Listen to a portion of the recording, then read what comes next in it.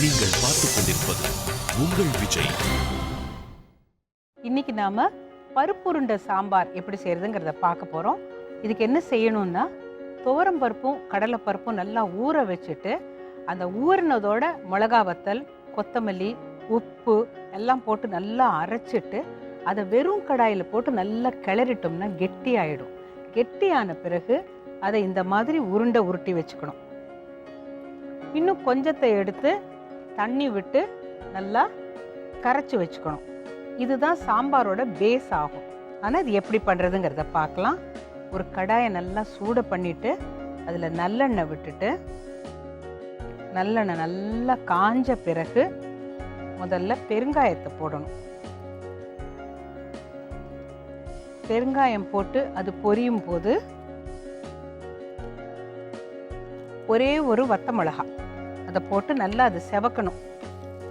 சிவப்பு மிளகாய் கருப்பாகாம ஆனால் நல்லா செவக்கணும். அதில் கொஞ்சம் கடுகு, இந்த கடுகு வெடிக்கும் போது அதில் கொஞ்சம் உளுத்தம் பருப்பு, உளுத்தம் பருப்பு லேசாக செவக்கும் போது கடலைப்பருப்பு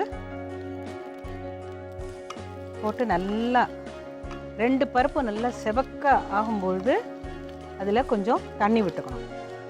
இப்போ செவந்து கரெக்டாக இருக்குது பார்த்தீங்களா?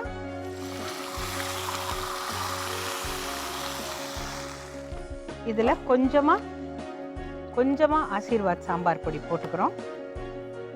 புளிக்கரைசல். அதுக்குள்ளே நாம் என்ன செய்யலாம், இதில் நம்ம வேற எங்கேயும் மஞ்சத்தூள் போடலை. அதனால இந்த நம்ம கரைசல் ஒன்று சொன்னேன் பார்த்தீங்களா, இந்த உருண்டை கொஞ்சத்தை உருட்டி வச்சுருக்கோம். பாக்கியை அதோட அடி கிரேவியாக பண்ண போகிறோம் இல்லைங்களா? அதுக்கு பாருங்கள், இப்போ கொதிக்குது. இந்த உருண்டையை போட்டுடலாம்.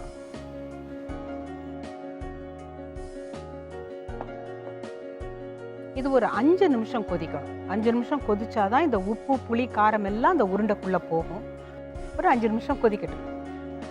இப்போ பார்த்தீங்கன்னா இந்த உருண்டை வெந்து மிதக்க ஆரம்பிக்குது. இப்போ இதை போட்டு ஒரு 2 நிமிஷம் கொதிக்கணும். இந்த பச்சை வாசனை போகணும். இப்போ பாருங்க, இப்போ இது நல்லா கொதி வரணும். கொதி வந்து இந்த உருண்டை லேசாக பிறண்டுக்கும். அதுதான் வந்து அது மிதக்க ஆரம்பிச்சிருச்சுன்னு அர்த்தம். நேராக இருக்கிற உருண்டை லேசாக பிறண்டுக்கும். அதுவே பிறலும் பாருங்க. இதை அடுப்பை அணைச்சிட்டு கொஞ்சமாக கொத்தமல்லியை மட்டும் மேலே தூவிட்டோம்னாக்கா பருப்பு உருண்டை சாம்பார், இது ஒரு வித்தியாசமான சாம்பார் ரெடி ஆகிடும்.